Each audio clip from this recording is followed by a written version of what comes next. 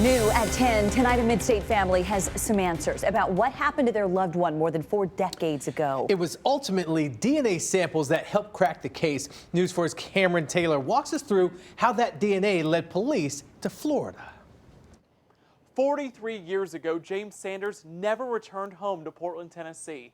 After finally learning where he ended up, his family now says that gives them some closure. So for a long time, they've had to have wondered where their father was. Detective Richard Brinkley with the Rutherford County Sheriff's Office spoke with James Sanders' son on Tuesday. Brinkley explained DNA led to his father's remains being identified in Florida. He was grateful for our work, too. Here's how it happened. James Sanders' brother called the sheriff's office about this missing man in 2014.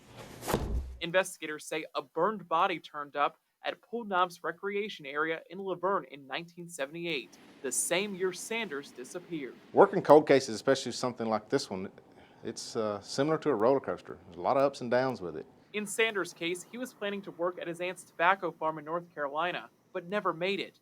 Detectives followed up because of the similarities between the two missing men.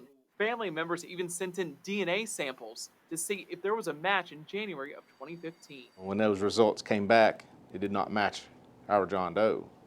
And so those results stayed with the lab. It was not until this past Friday the Collier County, Florida Sheriff announced the lab matched bone from a body discovered there to Sanders' DNA, a big break in the 43-year-old case. And more than anything, it shows the public that we don't quit. While one family has answers, another is still waiting. The Rutherford County Sheriff's Office is working with a lab to identify the man found in Laverne.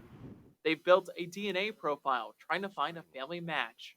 I think that's what it's going to take to identify our John Doe.